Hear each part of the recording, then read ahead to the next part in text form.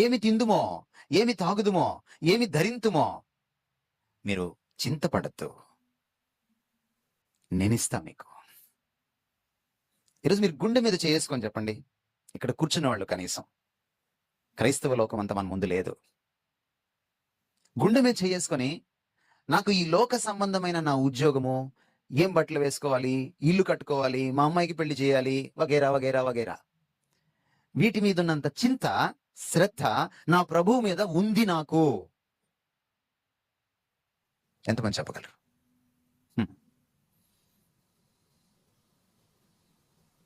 ఈరోజు క్రైస్తవం ఎలా తయారైందంటే, బోధకులు కూడా అలాగే తయారయ్యారు.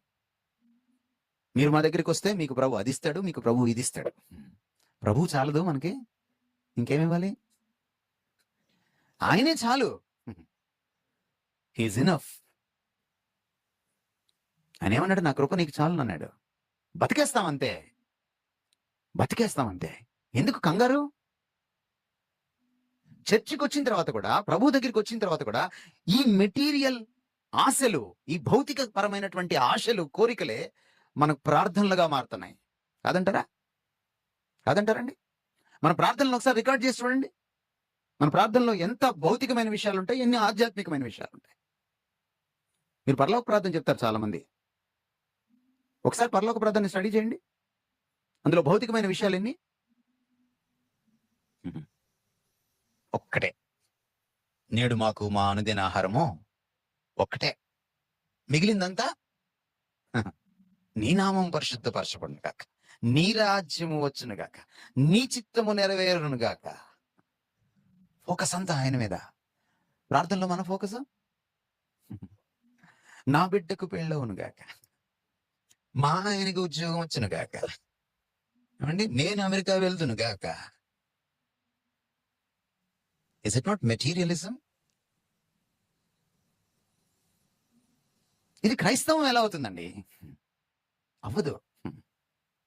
లోకస్తుడికి నాకు తేడా లేనే లేదు.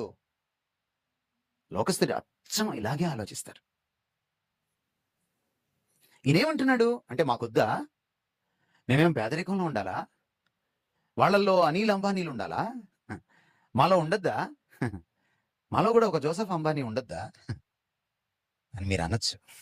ఆయన అంటున్నాడు దానికి ఆన్సర్, మీరు నన్ను వెతకండి, నా నీతిని, నా రాజ్యాన్ని వెతకండి, మీ సంగతి నేను చూసుకుంటాను. కీర్తనల గ్రంథంలో ఉంది, తన బిడ్డలు వర్ధిల్లడం ఆయనకి ఇష్టం.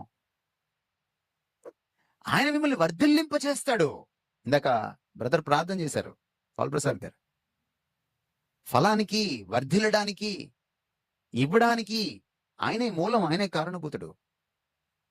నీకెందుకు ఆ బాధ?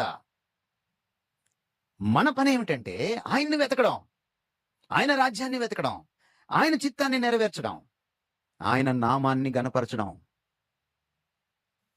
నీ నామం పరిశుద్ధపరచబడును కాకంటే పరిశుద్ధం అయిపోతుందా? నీకు తెలుసా నీ నామం పరిశుద్ధపరచబడును కాకంటే? నామం అంటే ఆయన వ్యక్తిత్వం. ఆయనకి సర్వలోకంలో ఘనత, మహిమ, ప్రభావము ఆయనకి చెల్లాలి అని, ఆయన్ను ప్రత్యేకంగా చూడాలని. పరిశుద్ధత అంటే ప్రత్యేకత. అందరికీ మించి, అన్నింటికీ మించి ఆయన్ను ప్రత్యేకంగా పూజించాలని ఆశ. అది మొదటి లైను లోనే ఉంది. మన ప్రార్థనలు కూడా మెటీరియలిస్టిక్ గా అయిపోతాయి. అప్పుడప్పుడు మనకి ఈ సోషల్ మీడియా పుణ్యం అని మన దైవజనులు బాగా వ్యాపారం చేస్తున్నారు. ఉపవాస ప్రార్థనల వ్యాపారం. ఉపవాస ప్రార్థన అంటాడు, కిందనే మళ్ళీ పేటిఎం, గూగుల్ పే. దీంట్లో లేదా ఉపవాసం? అన్నం మానుకొని పొట్ట చేత పట్టుకొని దేవుడి సన్నిధిలో కూర్చుంటున్నాం. ఏం డబ్బుల విషయంలో కూడా కాస్త ఉపవాసం అప్పుడైనా కాస్త అడుక్కోకుండా ఉండొచ్చుగా.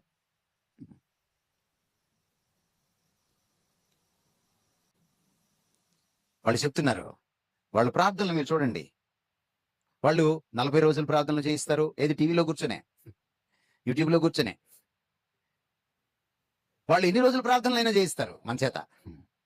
ఎక్కడైనా ప్రార్థన అంటే ఏమిటో చెప్పారా? ఉపవాసం అంటే ఏమిటో చెప్పారా ఈ వాక్యంలోంచి?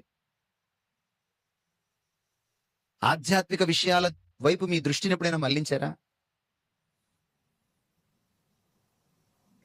ఈరోజు మనం ఈ భౌతిక తత్వంతో సతమతం అయిపోతున్నాం.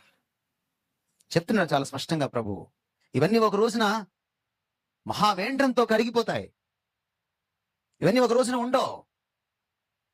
ప్రభువుని పట్టుకున్నారా మీరు? నిరంతరము నిలుస్తారు. ప్రభు మాట విన్నారా? మీరు నిరంతరము నిలుస్తారు.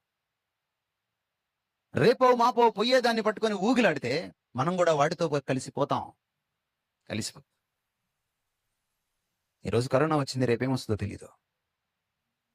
ప్రభు రౌద్రుడైతే ఎలా దండిస్తాడో కూడా తెలియదు. మీరు అనుకోవచ్చు సంఘం శ్రమల గుండా వెళ్ళదు అని. మాట అది. ఆయన తన బిడ్డల్ని ప్రక్షాళనం చేయడానికి ప్రతిసారి శ్రమనే తీసుకున్నాడు, శ్రమనే వాడాడు, క్రమశిక్షణనే వాడాడు. మీరు చదవండి పాత నిబంధన గ్రంథం. ఆయన బిడ్డలు ఆయన మాట విన్నప్పుడు, తన బిడ్డలు, తన ప్రజలు, తన దేశస్థులు, తన జాతీయులు, తాను పిలుచుకున్న వాళ్ళు, తన సమాజం తప్పులు చేసినప్పుడు ప్రక్షాళనం చేయడానికి ఆయన శ్రమకు అప్పగించాడు. శేషభాగమే మిగిలింది. నెబుకద్నెజరు తీసుకువెళ్ళిన వాళ్ళు లక్షలాది మంది, వెనక్కి తిరిగి వచ్చిన వాళ్ళు వేల మందే. అరణ్యవాసం గుండా వెళ్ళిన వాళ్ళు లక్షలాది మంది, కానీ కనాన్లో ప్రవేశించిన వాళ్ళు అతి కొద్ది మంది.